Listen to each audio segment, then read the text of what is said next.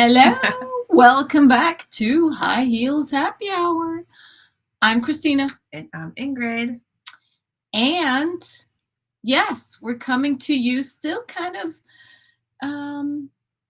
planning for vacation in that kind of summery mood, but it's also a good time when you have some time away to think about things to do for the fall. So I think today's episode will be great thing to kickstart when things are back to normal after the summer. Yes, Right? it's something that you can kind of build on so you can plan. Planning so is important. Yes. Talking about emails. But before we do that, we got to check in, right? Yes, So, ma'am. anything special going on? Well, we're still on vacation, school vacation. Yeah. So we've learned to spend a lot of family time together. Because you've heard camps are been crazy, kind of scarce. So we've mastered playing Uno, Jenga, Rummy. Oh, nice. A thing to do. We sip in hot cocoa coffee and we play, and we're super competitive. Yeah, So that happens. I don't let them too. win at all. So if they win, it's fair and square. Oh, okay. And they rub it in. Yeah, no. There's not. I don't feel they bad. passed the ages where we let them win. A long time ago. Yeah. Yes. And then how about you? No, it's good. It's I am embarking on my first 36-hour fast. So I am not going to eat at all today. I'm just going to drink a lot of electrolytes and water and coffee and tea. And why I'm doing this, I'm just, as you know, I like to listen to a lot of health podcasts, read a lot about health, and really the 36-hour one seemed to be the magic one where the body completely kind of cleans out cell rejuvenation. What's going on? Yeah, then it really goes, okay, it's time to really do something about it because there's no food coming in. So I've done some 24-hour ones, which, I mean, personally, I don't think are very hard. But then you get to eat, so you don't eat, say you stop eating at 8 Sunday night, then you don't eat until 8 Monday night. But at least, like, ooh, now I'm going to eat. So, but today I have to go to bed without eating. Yeah, So it's going to be, I don't know. I guess I've done it when I did colonoscopy for a medical procedure, but then you drink kind of clear things. So you can still drink things that are slightly sugary, or you could drink like broth or bone broth or chicken broth or something like that, or vegetable broth. But no, I can't do any of that. So we'll see. Vegetable broth, any broth breaks their fast? Yep. Because it has especially bone broth and stuff has protein. I thought so, but I was talking to somebody about fasting and how how I was doing From it. what I understand, you can have bone broth, and I'm I think that depends on very much what. I mean, salty things you can have, but a lot of broths have so many other things as well. Sometimes there's little particles of the vegetables, and you can't have makes sense calories or nothing that spikes blood sugar.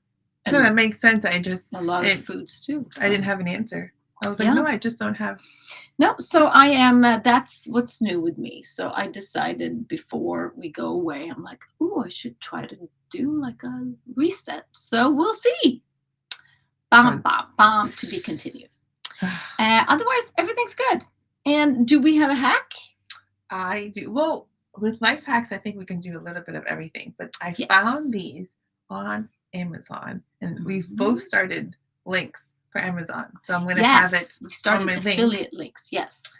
It's a clear sofa under sofa shield. So it kind of sticks to the sofa bottom, and it shields the bottom part of the sofa so nothing goes underneath the couch. And I have 3 children and a dog, and there's a lot of stuff that I find. I was going to say the children don't go under the sofa, do No, they? but they throw everything under the sofa. Oh. So it's easy to clean and it's clear. Oh, okay. So- yeah, that's not bad. That as an interior designer, I might want to see what those looks like. 'cause Yeah. it could be good for And clients. that they don't show wanna- it. They show it on the sofa, underneath the sofa, and they Mhm. also show it underneath the table, like entertainment tables. So nothing Okay. goes. So Oh. you might. That might be something you can add to your affiliate link. Ooh, Because yeah. I thought it was Yeah. great. Okay. Good. Okay, so how about yours? Oh, so I have a vacation tip.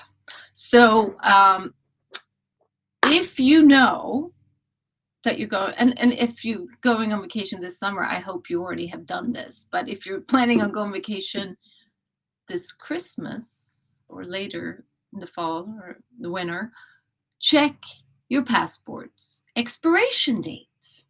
Because you cannot get back into the country if your passport expires within the next 6 months. But you can get out. You can get out, or you can get back in. That would be So no, and they're gonna horrible. say something to you when you leave, that you can't come back in, just so you know. So you need to make sure your passport is up to date, and it takes a really long time It does. for the We passports just got ours. to. So I know my friend Cindy, shout out, she has had to go to Buffalo, New York. She lives in Virginia. Had to go to Buffalo, New York 2 years in a row because different people in her family. First it was her, then it was her son. That was the only place they could get passport or what do you call it? Appointments to renew passports. So they had to fly to Buffalo, New York twice, 2 years in a row. So, and I will say too, we have done that once in our family many years ago, but we will never do it again. So I leave for Sweden. This was during Christmas. I left first because it was when my dad was alive and he was quite ill. So I was going to go early. And then the kids and my husband were going to come for Christmas. And he calls me the day before they're supposed to leave and say, the kids' passports have expired. Because when they're little, they expire so quickly because so much happens, of course, from baby to. So I think they expire Is it every 5 years? 3 years when they're 3? little Okay. or something like that. So, and that, no, it hadn't expired, but it would be within that time. So I had to celebrate Christmas with my parents in Sweden, and they had to celebrate it in the US. Oh. That was so funny that someone called me, even though that's funny. Anyway, that was bad. So please check your passport. That is my hack. Keep it up to date and make sure to renew early. Yes. So let's jump in to today's exciting topic. And this is something that I have done for many years. And I know you're working on this. Yes, I'm working on it. It's you'll see when we talk about it. It is strategic and it is something that you have to plan for. So the subject is email lists. And that email is still king. No, email is not dead. Email is always and will be for a long time a super important tool as an entrepreneur, in your marketing toolbox, in your survival toolbox. And a lot of people think with social media has taken away from email, but I think it's not either or. It's you do both, but email, as we will explain today, is so important for you. It's pretty much, if you don't have an email list, you really don't have a very strong business, because you need that email list to have someone to communicate with. When you go when you're on social media, when you go onto a new site that you haven't visited, the first thing they ask is join our mailing list and you get this discount. Or if you join our mailing list. And when you buy something online, yeah. So it's absolutely. And you'll see it too anywhere.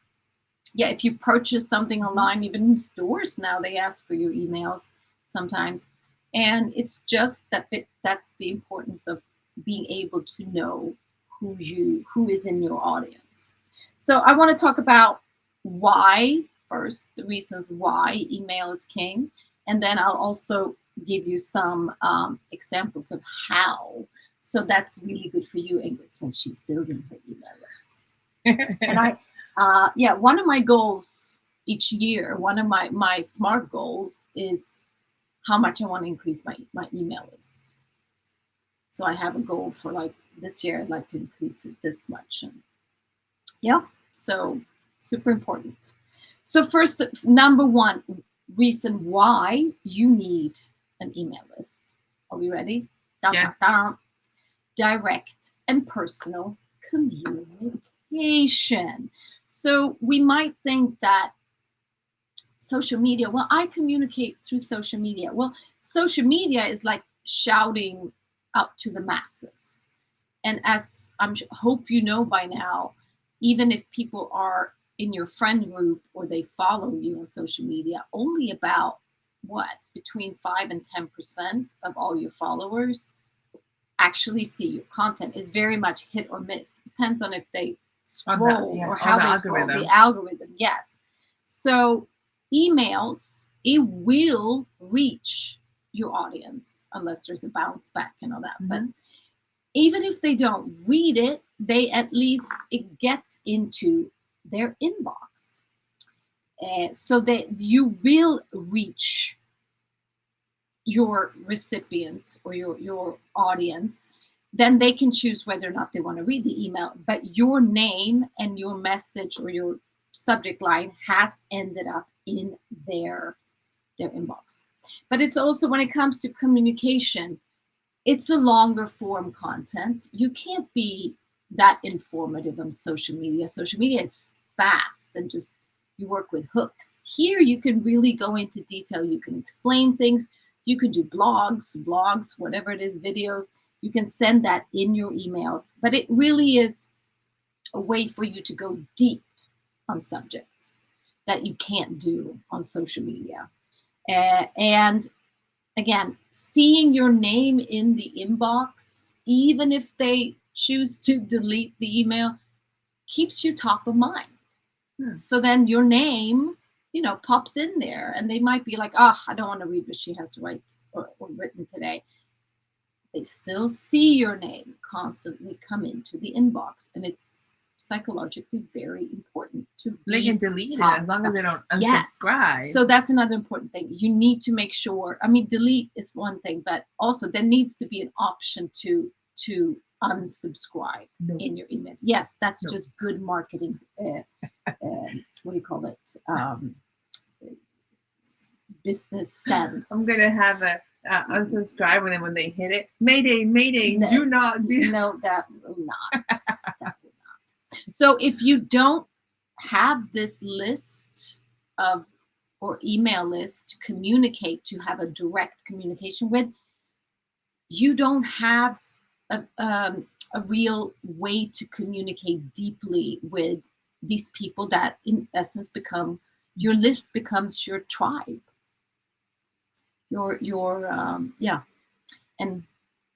And we all need our tribe, right? Yes, ma'am. So that was the direct and personal communication where you have a chance to dig a little deeper. That's number one. Number two is you can target and segment your marketing. What do I mean with that?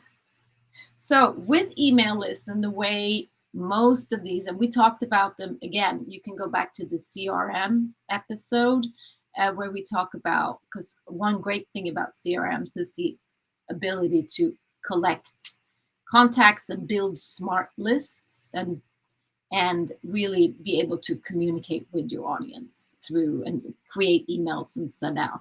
So in any CRM, you can create different smart lists. So if you have, like, we have businesses that are slightly different. I have maybe different interior clients than I have personal style clients. I can have smart lists for each of them, so I can communicate interior stuff to the ones that I know really want to hear that. Or sometimes I have male customers, style customers. They don't want female So body are shape you able information. to separate? Is Yes, you that can separate your lists. So you can have, for instance, when we do for the podcast, that is one of my smart lists. So those of you that do get our newsletter, should be all of you, right? yes? That is a separate smart list in my CRM. So when I communicate, and those of you that are on our podcast newsletter, you also notice you don't get my other news emails unless you've chosen to sign up for them, but they don't automatically go to the same list. Now, do you have an option for them to choose if they want more information? No, you have, in that case, you send an email asking, would you like me to be added to my other? And again, of course, I could add everyone to every list, but it's not the right thing to do. Correct. No, Because you should always only have people that opt in for your list. But anyway, so smart list is one way to segment. So you can be very specific. You could target people that only wants this information. Or for instance, if you've had, say that you've had a webinar and some people signed up for maybe a course that you're giving and some people did not. So maybe you just want to target the ones that did not sign up, or vice versa. Okay. And through smart lists and also through tags with your email list, you can tag them. And any CRM you could tag differently. So maybe they're on the same list, but it could be tagged did sign up, did not sign up, or purchased this from me, or purchased that from me. So you can really be super specific, which you cannot on social media. Absolutely not, because you have no idea. So you get the right message in front of the right people.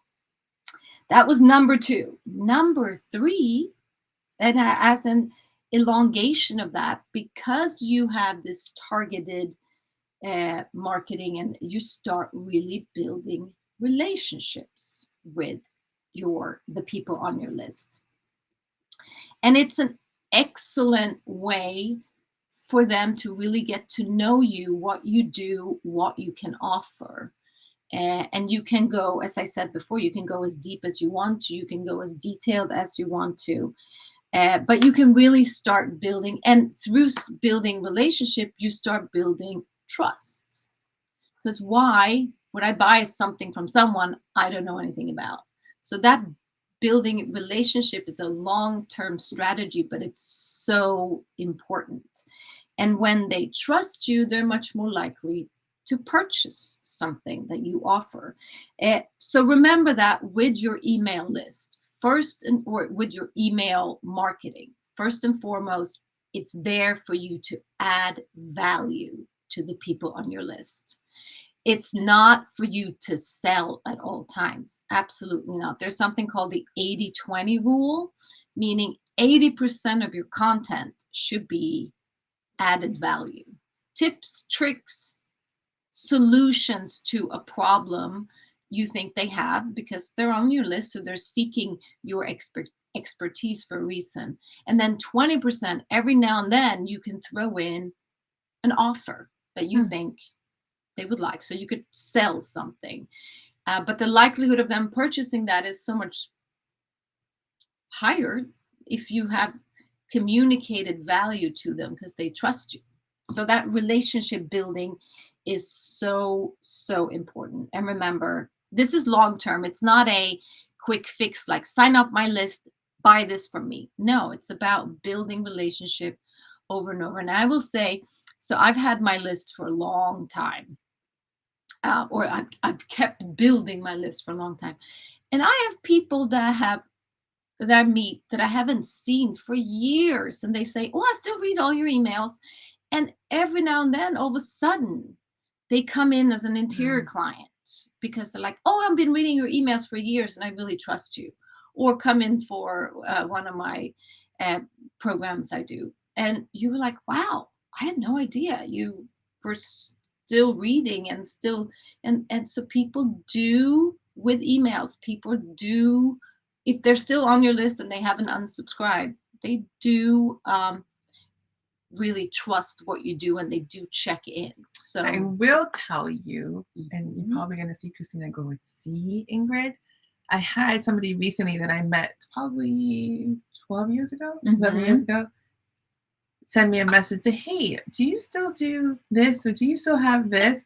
And I thought, oh, the episode's going to come in handy because Yes, I wouldn't have that's to, right. she wouldn't Yeah, she ask would have me. asked you what you were doing if you were Yes, communicating. But I think it's really important that relationship building yes, because so it's not, again, your email list and your job is not to sell them a bunch of stuff all the time. It's really about proving that you are the expert in your field and adding value. And that will then, down the line, lead to number 4. You will drive traffic through your to websites and also through your sales funnels. Yes. So again, if you built a relationship and now you have something to sell, then they are more likely to buy from you and then become a client more than just kind of drive by. a drive by. But no, drive by is more of a social media follower. Mm, But they could be a fan, but they can become a customer yes. when they purchase from you.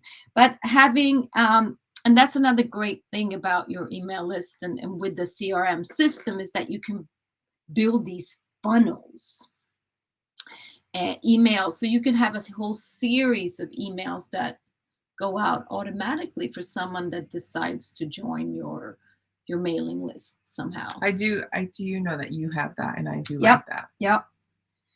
So, and you can drive through your emails. You can also drive them traffic to a certain website that you want to Mm, highlight, or if there's um, something else, it could be an offer more than just a sale. It could be something that you promote and you just need traffic to. So, email can really be a great way to do that as well. Um, but again, it's you won't do it unless you've built that relationship. And it has been proven, number 5, email has a way higher conversion rate, meaning mm. you sell more. The likelihood of you selling one of your offers or the call to action that you have that will actually be followed through is way higher on an email than it ever will be on social media. So it really is a great marketing tool that or marketing channel.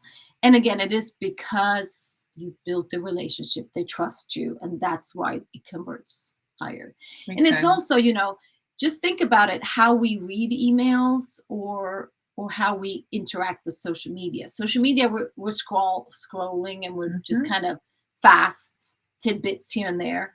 When we sit down to read emails, it's usually during work or we're sitting down, we're taking more time to read. So that's another reason why the conversion rate is higher in emails than it is in social media.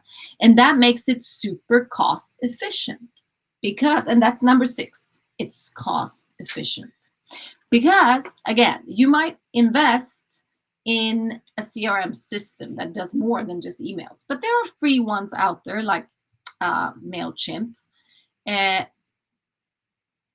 it doesn't cost anything to send emails. It doesn't cost anything to post on social media, but if you're starting to get into ads, then you Yes. all of a sudden now you're paying for, but emails in themselves are free. So it's a very, very cost efficient marketing tool. And again, conversion rates are higher. So really, it is a great way to inexpensively grow your business.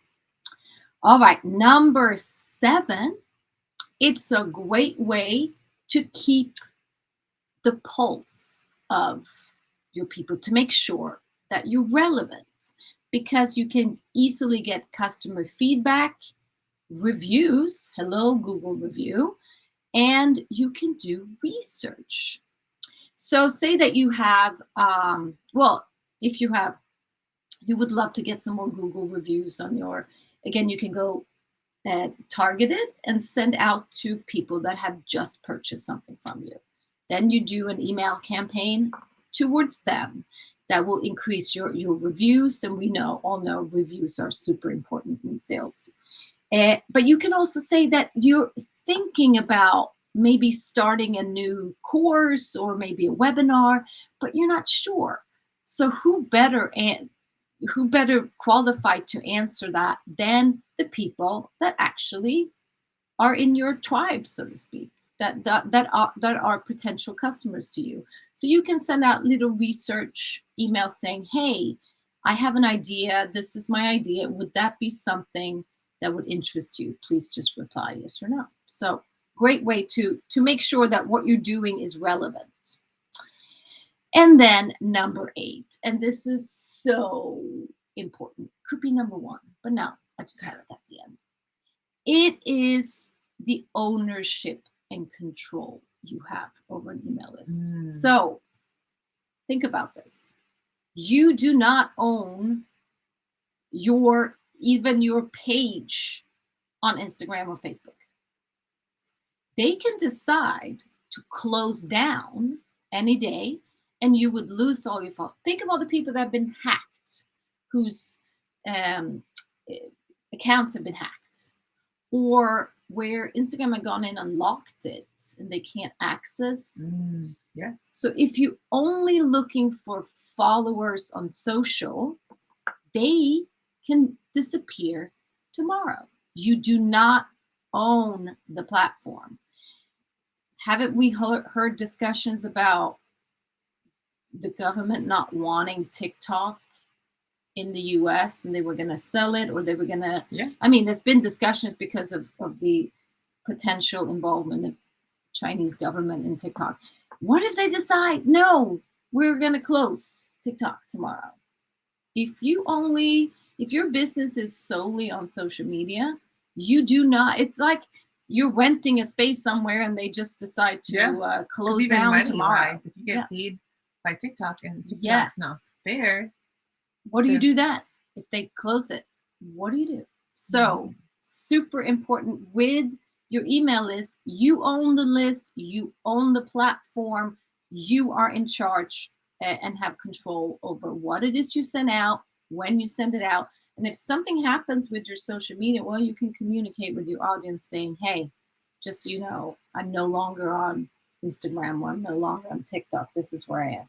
So with social media, you're always in the hands of whoever owns the platform. You're in hands of the algorithms. You are not with email. So I wanted to add something. I don't know if you have it, but so I've bought a couple of things on Amazon, and I've actually received. So I'll do a Google review on something because they usually say, hey, can you share? But they've also sent an email saying, hey, so-and-so is looking to purchase what you just bought. Could you answer her question? Oh. So I don't know if that's a good question for a CRM, but that could be fun to do. Someone searching up your web, your course. I'm interested in taking it. You have questions, and they'll send out an email to who just took it. You with your tags, you could segment, so you could I thought that was cool because I answered, and then she bought it and said thanks. I was like, hey, and I didn't get anything for it, but I was it was kind of cool. absolutely That's come a long way. So are you convinced now that you need to build your email list? I just have to discipline and do it. So now we're going to move into, I have just a few little tips on how you can build your email list, kind of start, because it might be you're starting from scratch or you just have a few. So what are some great tools to build your email list? And I will say anything I do social media wise, or I should say 80% of what I do social media wise, is to turn them into people on my email list. Okay. So I don't care about followers. I mean, care for sure. If they want to pay me when I get a certain amount of followers, that'd be great. But it's so much more important how many people are on your email list. And more importantly, if you have a lot of followers, how do you get them on your email list? That makes a lot of sense. So here are some tips on how we do that. Now, lead magnets. You've heard me talk about that many times. So creating lead magnets is a great way to build your email list. So what is a lead magnet? It could be anything from a PDF. It could be an ebook. It could be a sheet. It could be a video tutorial. It could be a guide. It can be anything that adds value to whoever downloads it. So I do a lot of lead magnets on. I have how to choose what glasses to wear for your face shape. What is your body shape and how do you dress that shape? What is your interior style preferences? How do you pack like a pro? I have a lot of these. They're just information giving lists. But in exchange for getting the free tips, they give you their email list. No, they give you their email so that you get on the email list. And how to do that? Well, if you want to start really simple and you don't have a CRM and you can't create landing pages, then you just manually collect the email saying, DM me your email address and I'll send you the guide. It's a little more cumbersome, but that's a way to do it. Start, so send me your email and I'll send you the guide. That's a way to do it. And then you manually put them into your email, whatever provider. And then a more sophisticated way to do it is to create landing pages, which is easy to do when you have a CRM. And then people click on the URL for the landing page, and then they fill out their email, and boom, they get that sounds a lot easier. Yes. But it's a lead magnet because it is a value for the person that gets it, and you get so that you know they're interested in something that you offer. So it's not just someone randomly off the street. You know that you're getting qualified people onto your list because they're interested in your content. Number 2, and this is something I have to do that I haven't done yet, create quizzes. So a quiz, everyone loves a good quiz, right? So a quiz is a fun, super interactive way to show what you do and also to kind of try out different things and see what people are interested in. So you do with lead quizzes, they're a little more complex. It's a little more complicated than just doing it yourself. There are a lot of online tools for quizzes. One is Lead Quizzes, is one company. I know there are more out there, but they have platforms where you plug in pictures and plug in text, and then they creates. I did not know there was such a thing. Yes, there are lots out there, but a quiz is a fun, interactive way. So I'm working. Well, no, that's being generous. I am going to start working on creating a quiz for finding your personal style, kind of. Yeah. I had one that, but I didn't love it, so I'm going to do a new one. So it really is a win-win because it's fun to do a quiz, and usually when you do a quiz, you really want the results. Oh, that's like we did the love language. Yes, of course, yeah. Okay. I mean, we do quizzes all the time without even knowing it. Yeah. You answer questions, that's a quiz. So yeah, creating a quiz in order to get the results, you give your email. address. Well then. And that way you can also segment them very easily, because when you know the say that I do a style quiz, if I know that she is a casual, contemporary, something like that, then I can tag her that, and I know when I have content that goes towards. I love that. Yeah. Okay, and number 3 talked about. So another great way to create your email list is to utilize social media. So you can do little sneak peeks. I use reels to show quick things that I then have way more detail on in my lead magnet. So utilize social media where they can then get the either you DM your email address to get more information, or you have a landing page where you can post the address. But it's a great way to really show some teasers and create interest around your lead magnet. So the way I do it is I do a reel that leads to a lead magnet. Reel, lead magnet. Love it. I know. I watch them. Yeah, and I think too, if you you better, but if you, instead of thinking of ads on social media, because I think ads on social media where you try to sell something is, unless you're a really big name and really famous, that's going to be really hard. So it's much better to maybe do an ad that leads to a lead magnet. Yes. Then you collect the email, and then again, by building the relationship, that's how you sell them. But just jumping, cold turkey to for you to advertise something you're selling out there, I think that's going to be very expensive cost per lead. Much better to do free, an ad about something that's free, and then you get them into your kind of your world. And then you can do another great way to build your email list is to host events and webinars. So you can do online events. You can do physical events too, where they have to fill out, and in order to register, they give you your email address. But webinars, free webinars, online events, where in order to register, they give you your email. That's a great way. And also then you will give them a little bit of a taste of what it is that you offer, and they will get into your word, and you build your expertise that way as well.